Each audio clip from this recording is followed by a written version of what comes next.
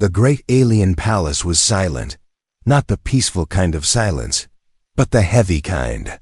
The kind that made even trained guards stand stiff and alert. This palace belonged to the alien queen, ruler of a powerful star empire. Every wall, every floor, every light was designed to show power and fear. Ethan walked slowly through the long hallway, pushing a small cleaning cart beside him. He was human. Just a maintenance worker. He had been hired by the Galactic Alliance as part of a human support team. Humans were known for fixing things, cleaning things, doing jobs others did not care about. Ethan never expected to work inside a royal alien palace, but orders were orders. Clean the assigned hall. Touch nothing else, the alien officer had said. Ethan nodded and followed the instructions. He kept his head down. He did not want trouble. The hall he entered was massive. Tall pillars reached up toward the glowing ceiling. Strange symbols were carved into the walls. In the center of the room, standing on a raised platform, was something that made Ethan stop walking. A suit of armor.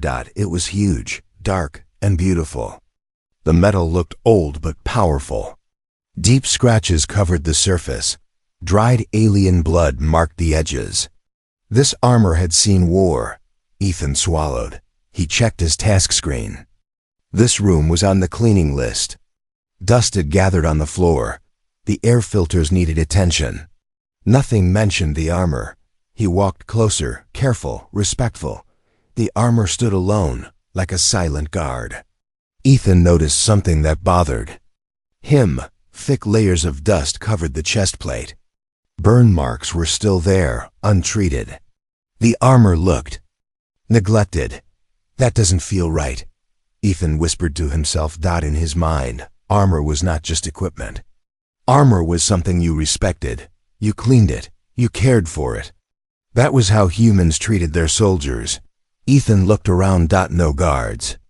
No cameras moving. The hall was empty. He hesitated. I'll just clean it, he thought. No harm in that. He carefully placed his tools on the floor. Slowly, gently, he began wiping the armor. He removed the dust first. Then he cleaned the dried blood.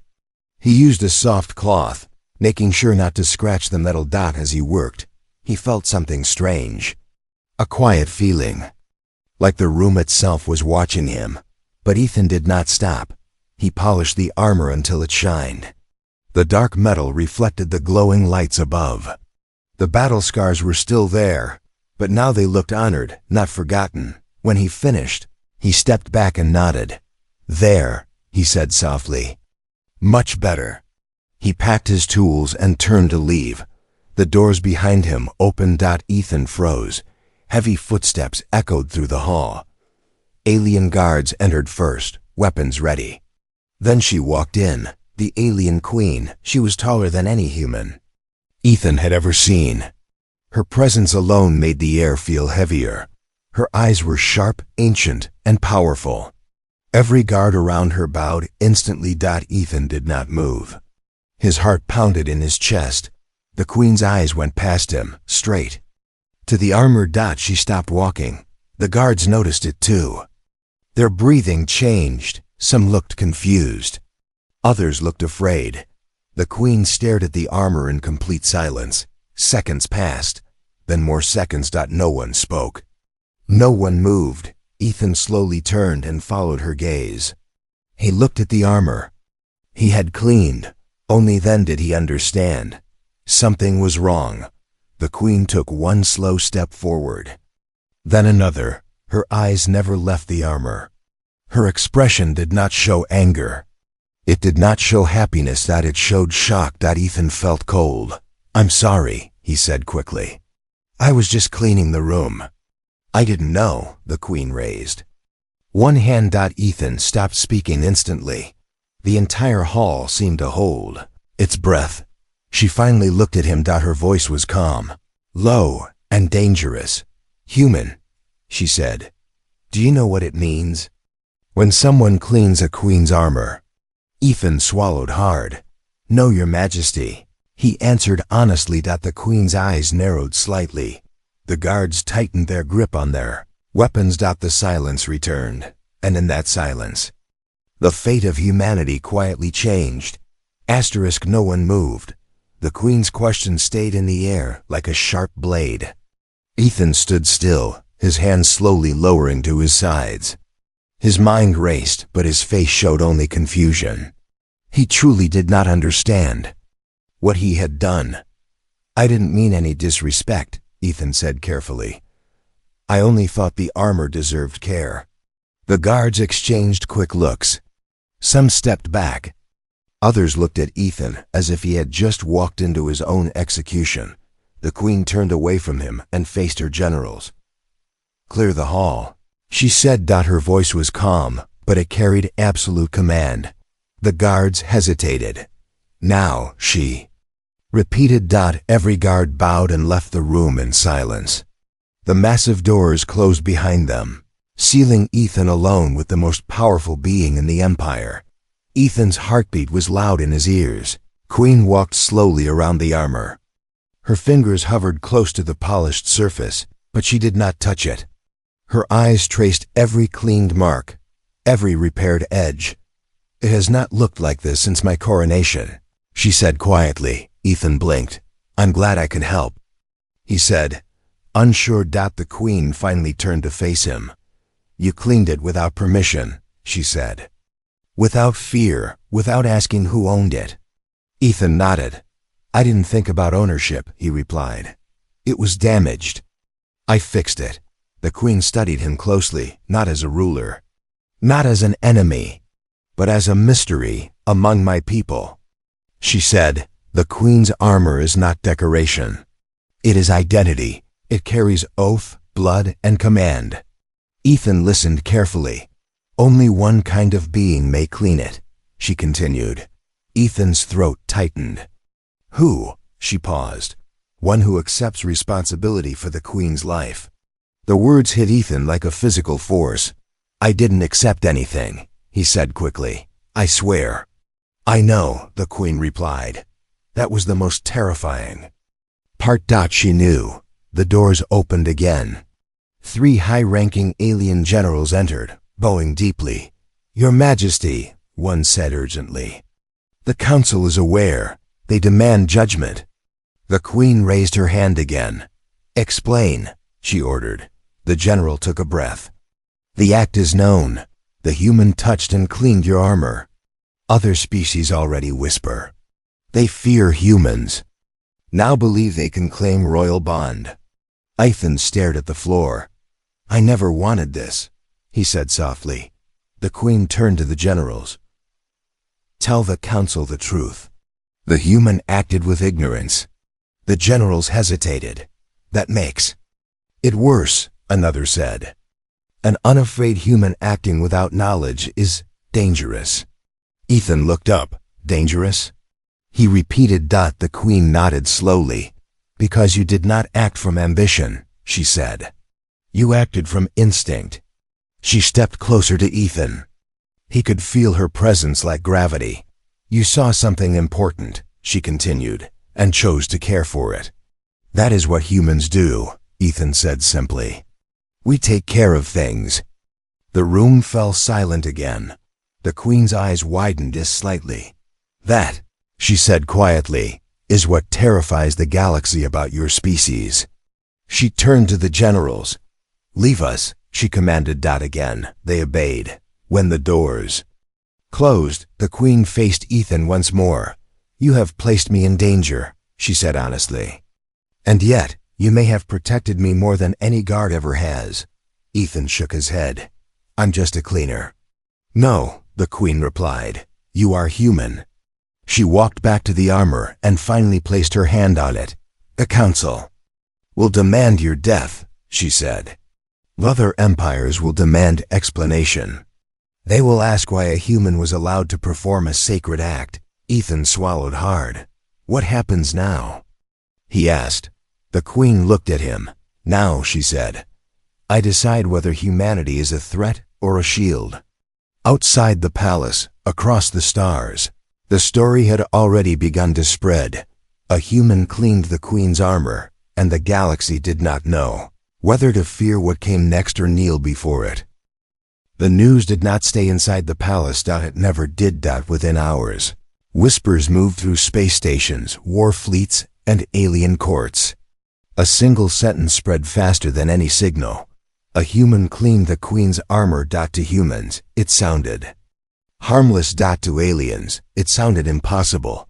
Inside the palace, Ethan sat alone in a small waiting chamber. The walls were smooth and cold. No chains held him. No guards stood nearby. That scared him more than weapons ever could. He had not been arrested. He had been contained. Outside the room, the Queen met with her advisors. Their voices were sharp, tense, and afraid. "This changes everything," one advisor said. If other species believe humans can claim royal bond, they will test us," another interrupted. "Or attack us." The Queen listened in silence. "They already fear humans," she said calmly. This only gave that fear a name. Back in the chamber, Ethan stared at his hands. They looked normal, human, ordinary. He had cleaned armor. That was all. The door opened without warning. The Queen entered alone. Ethan stood immediately. "You may sit," she said. He did. She studied him for a long moment, as if she were seeing something new. Not his face, not his body, but what he represented. "Tell me about humans," she said. Ethan blinked. "About us?" "Yes," the Queen replied. "Not your weapons, not your ships, your thinking." Ethan thought for a moment. "We fix things," he said. "When something is broken, we fix it. When something is dirty, we clean it. When someone is hurt, we help." The Queen tilted her head slightly. "Even if it does not belong to you?" "Yes," Ethan answered without hesitation. "That is not normal behavior," she said. Ethan shrugged. "It's normal for us." The Queen walked slowly around the room. "Other species calculate risk first," she said. "You act first." "We think later," Ethan admitted. For the first time, the Queen made a sound that almost resembled a laugh. "That explains much." She stopped in front of him. "Do you know what other empires are saying right now?" she asked. Ethan shook his head. "They believe humans are claiming symbols of power without violence," she said. "They do not understand how to fight that." Ethan frowned. "We're not trying to fight anyone." "That is the problem," the Queen replied. "Elsewhere in the galaxy, panic grew. Alien councils argued. Fleets repositioned. Some species demanded humans be banned from royal worlds. Others demanded tests, provocations. One message repeated everywhere: if humans touch what is sacred without fear, what else will they touch?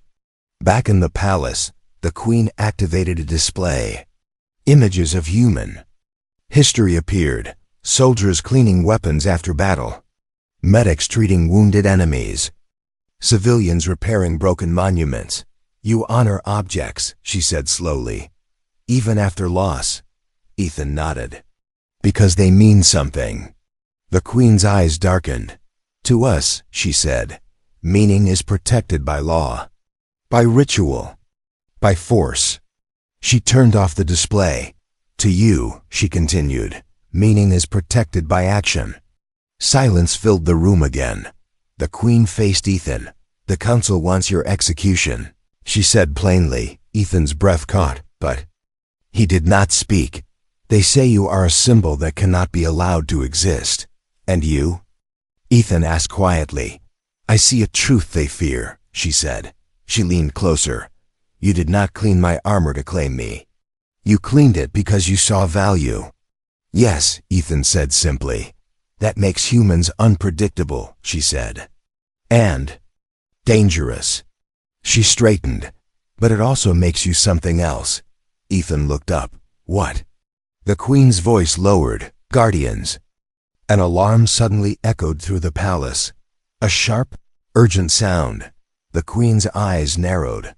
"The council has called an emergency gathering," she said. "They will force my hand." She turned toward the door, then stopped. When they ask, she said, stand exactly as you are now. Ethan swallowed. And if they decide I should die? The Queen looked back at him. Then, she said, the galaxy will learn what humans are truly worth protecting.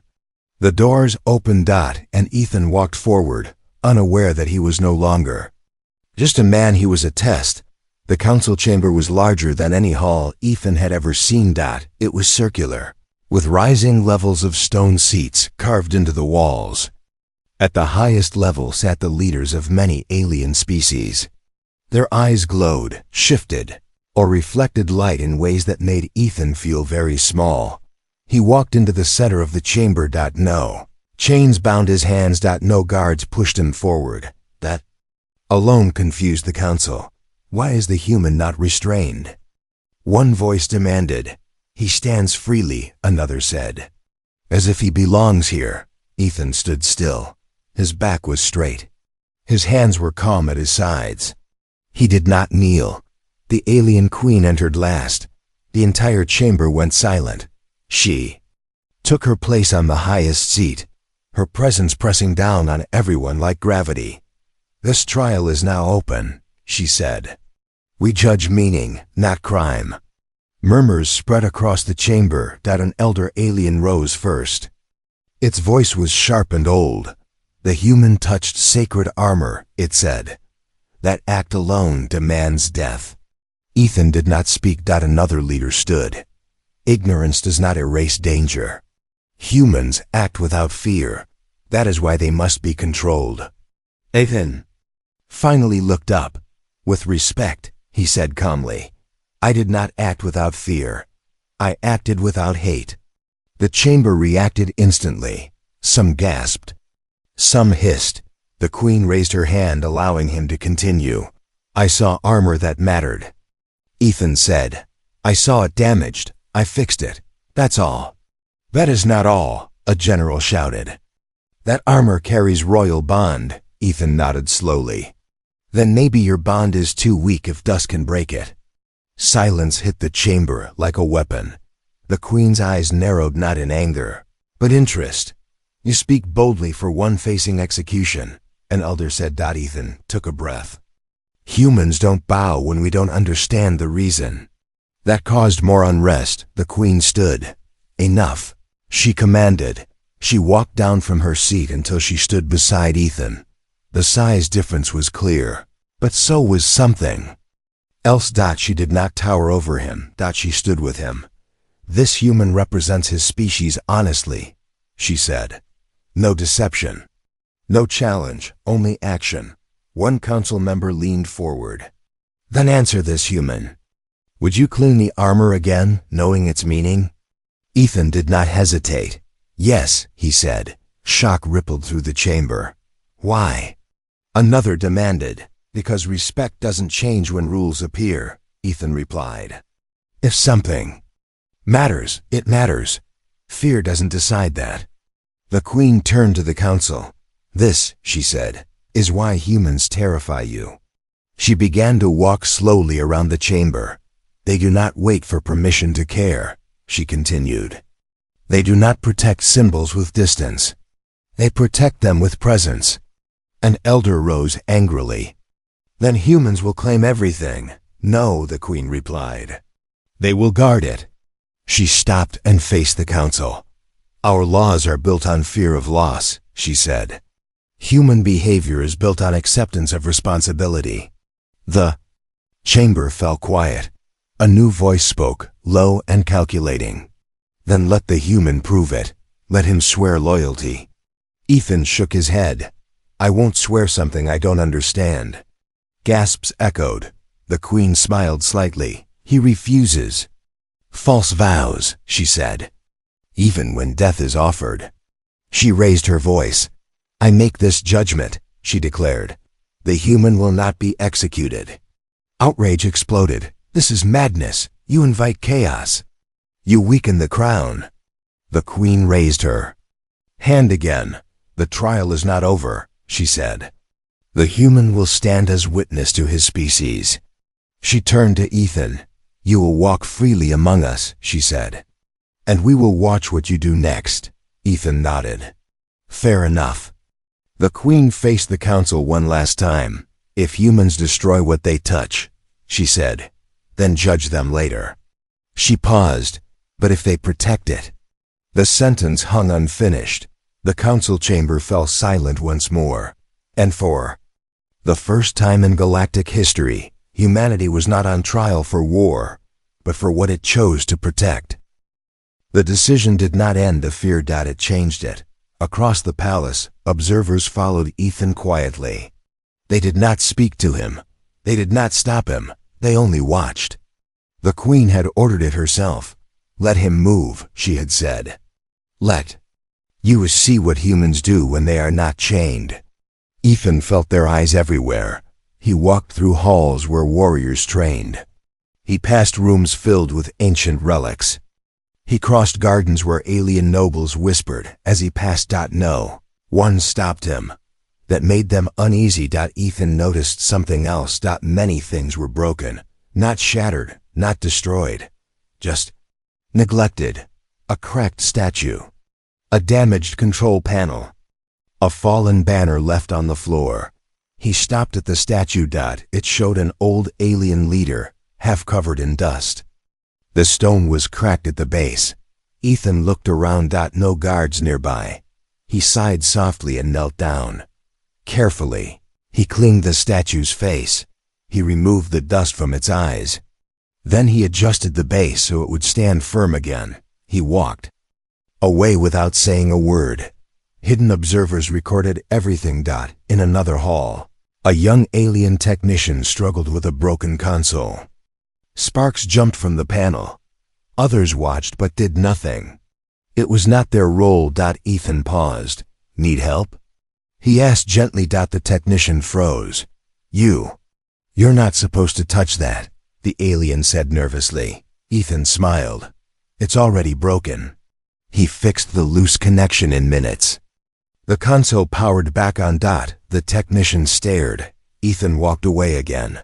Word spread faster than fear. The human did not claim rooms. He did not demand status. He repaired, cleaned, and helped. The Queen watched the recordings in silence. He behaves as if this place matters to him, one advisor said. That is the danger, another replied.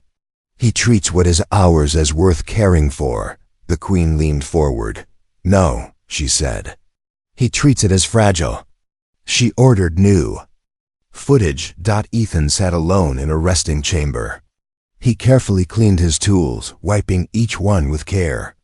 He placed them neatly beside him. The Queen entered quietly.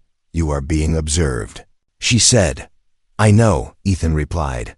Why do you continue? She asked. You gain nothing. Ethan thought for a moment. Someone has to, he said.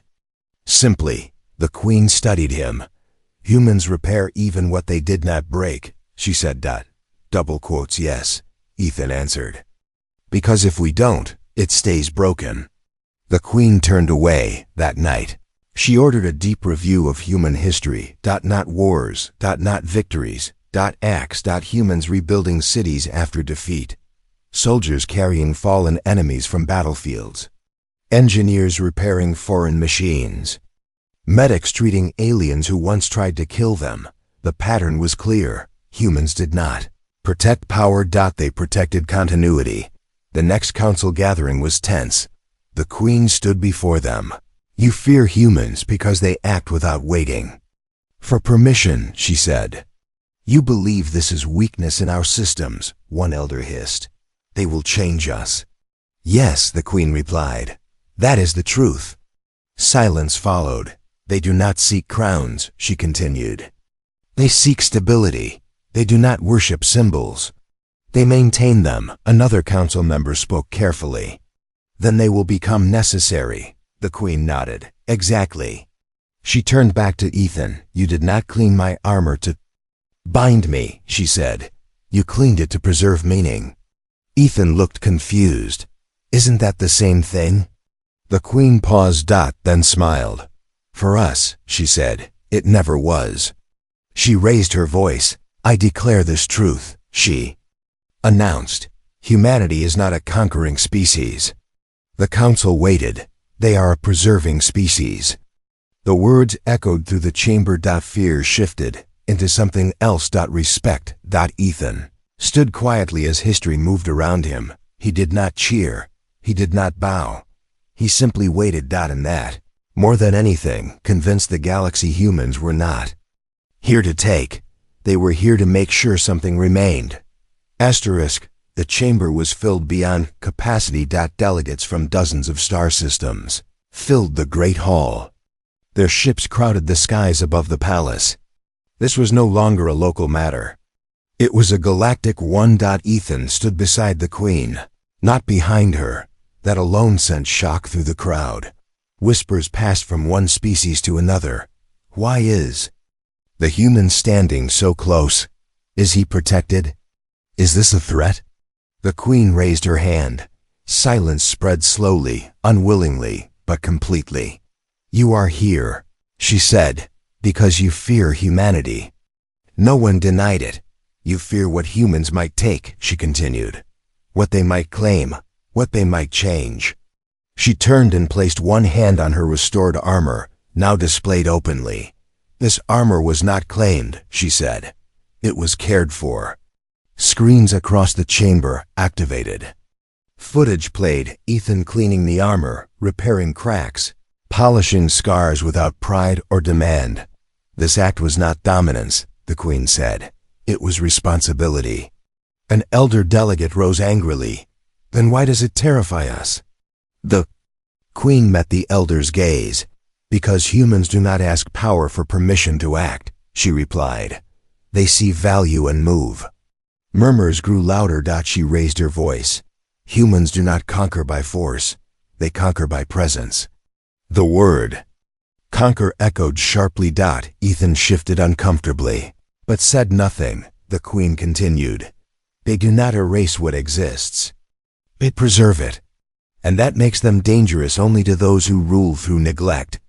The chamber quieted again. A military delegate spoke next. What stops humans from using this role to control us? The queen answered without pause. There. Nature. She gestured toward Ethan. He had no weapon. No authority, no protection. Yet he chose to act. She faced the crowd fully. I make this declaration, she said. Humanity will be recognized as a protector species. The reaction was instant. Shouts, protests, shocked silence. A new class? Unacceptable, unprecedented. The queen did not flinch. Protector species are bound not by rule, she said, but by duty. She turned to Ethan. You will not command armies, she said. You will not rule worlds. Ethan nodded slowly. You will stand where others step back, she continued. You will repair what others abandon. Ethan spoke for the first time. We already do, he said quietly. That simple sentence silenced the hall. The queen nodded. That, she said, is why this cannot be stopped. She raised her voice again. From this moment, attacks on human worlds will be treated as attacks on stability itself. Delegates stiffened. Humans will serve as neutral guardians, she continued. Where they walk, sacred ground remains intact. A pause. If they fail, she added, they will be judged. Ethan accepted this without protest. The queen turned back to the assembly. You fear humans because they remind you of what you abandoned, she said. Care, responsibility, repair. Her final words echoed across the chamber. This galaxy does not need more rulers. Silence. It needs caretakers. No one spoke. Slowly, one delegate stood. Then another. Then more. Not in surrender. In agreement. Ethan looked around. Stunned. The queen leaned closer to him. You changed the galaxy, she said softly. Ethan shook his head. I just cleaned armor. The queen allowed herself a rare smile. Exactly, she replied. Far across the stars, human ships received the message. They were no longer just explorers. They were guardians, and the galaxy would never be the same. Years passed after the Queen's declaration. The galaxy did not fall into chaos, as many had feared. Instead, something unexpected happened. Things began to last. Human ships did not arrive with fleets or weapons raised. They arrived quietly. Engineers, medics, and builders stepped onto worlds that had been damaged by war, neglect, or pride. Where humans walked, broken systems came back to life. On a distant moon, an ancient alien archive was collapsing. Other species had abandoned it, calling it unstable and cursed. Humans entered carefully. They reinforced the structure, restored the records, and left without claiming ownership. The archive still stood centuries later, on a border world once. Ruled by fear, humans helped repair defense systems that protected civilians instead of rulers. When asked who now controlled the planet, the human leader answered simply, "No one. It just works now." That answer spread. Ethan did not become famous. He refused titles. He refused statues. He continued his work, moving from world to world as a senior maintenance advisor. Younger humans followed him, not because he commanded them, but because he showed them how to care. Aliens watched. They learned. At first, alien guards were tense around humans. They expected demands, claims, or secret plans. None came. Humans cleaned, repaired, and moved on. The meaning of power slowly changed. The alien queen aged, as all rulers eventually do. But her empire did not weaken. It stabilized. Conflicts reduced. Borders became less sharp. She called Ethan to the palace. One final time. The armor still stood in the great hall. It was no longer just hers. That had become a symbol of the moment that Galaxy chose a different path. "You were never my subject," the queen said. Ethan smiled softly. "Good. You were never my equal either," she added. Ethan nodded. "That's fair." She looked at the armor. "You were my reminder," she said, "that rule without care is decay." She paused. "When I am gone," she continued, "this armor will remain untouched." Ethan frowned. "Why?" "Because it no longer needs to be cleaned," she replied. "Its meaning is complete." Across the stars, a new phrase entered common speech: human-level maintenance. It meant something would be repaired fully, carefully, with respect. Children of alien worlds learned human habits in schools, not their weapons, not their wars. Their patience, their refusal to ignore what mattered. Some species resisted. Some still feared, but none could deny the result. Human worlds were never the strongest. They were the most reliable. When systems failed, humans arrived. When symbols broke, humans repaired. When pride collapsed, humans stayed until stability returned. Ethan stood one day on a quiet balcony, watching ships pass through a peaceful sky. A young alien asked him, "Why do humans do this? Why not rule?" Ethan thought for a long moment. "Because ruling ends," he said. "Fixing doesn't." The alien considered this. "So humans won?" Ethan smiled gently. "No," he said. "Everyone lasted." Far away, the queen passed peacefully, her empire strong. Her final words were recorded and shared across the galaxy. "Fear made us powerful. Care made us permanent." Humanity never ruled the stars. They became something better. They made sure the stars did not fall apart, and it all began with a single human who saw dusty armor and chose to clean it.